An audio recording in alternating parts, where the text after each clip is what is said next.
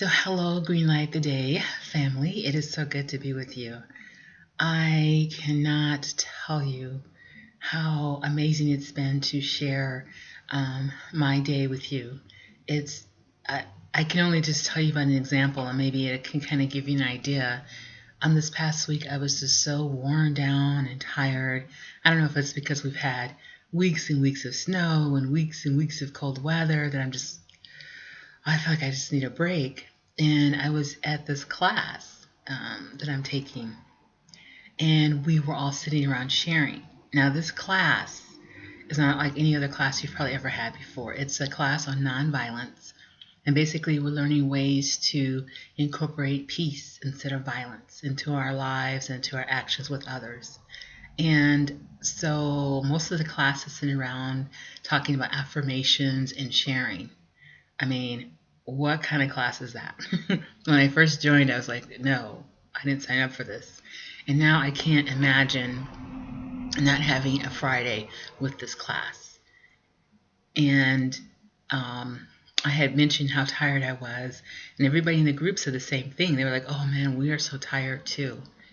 And all of a sudden, I felt lighter. Like all that tiredness, all that sleepiness and heaviness that I was carrying on my back was shared among everybody, and we all just felt really lighter.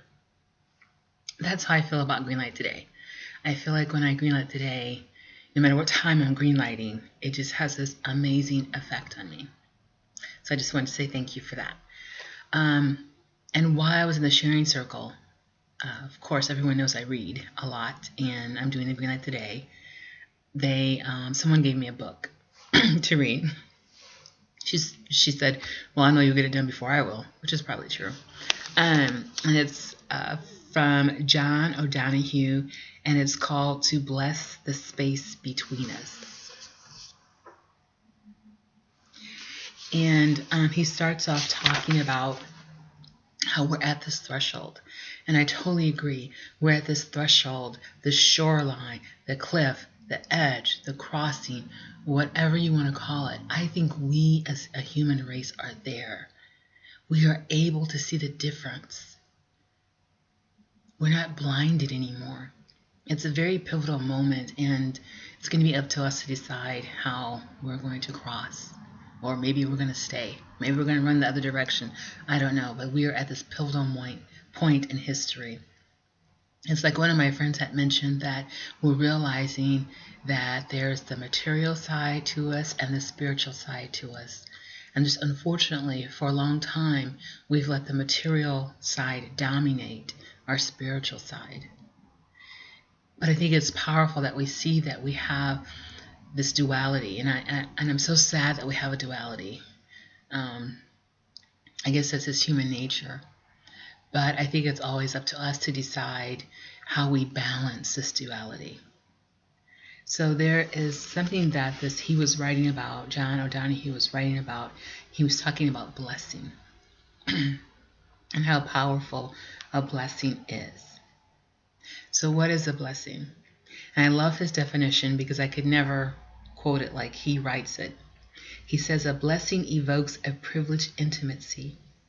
It touches that tender membrane where the human heart cries out to its divine ground. In the ecstasy and loneliness of one's life, there are certain times when blessing is nearer to us than any other person or thing. A blessing is not a sentiment or a question. It is a gracious invocation where the human heart pleads with the divine heart. There is nothing more intimate in a life than the secret under territory where it anchors. Regardless of our differences in religion, language, or concept, there is no heart that is without this inner divine reference. A blessing is where the human heart touches the divine heart. I wish that our hearts were just humanly divine all the time. But I think if we interpret a blessing this way, then it's an action that we can partake of and share with others. When we are having moments in our lives when things are going really well, let us bless each other. Let us share that moment. I think a lot of times we say, oh, I'm so happy, or this, or I'm so this, and I'm so that. What happens if we say, I am experiencing a blessing, and I want to share this blessing with others, whatever blessing that is. If you have a good spirit or a good mood, invite someone over for dinner. Share that blessing. If you have free time, share that blessing, maybe by writing a letter, maybe by just hugging yourself, because that makes you a blessing to everyone else. But a blessing is something that we embrace and nurture inside of us.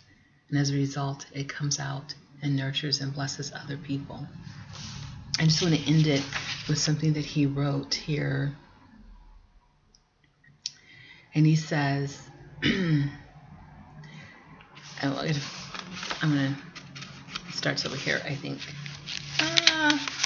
He says that, it's a question. He says, it is ironic that so often we continue to live like paupers or poor people, though our inheritance of spirit is so vast.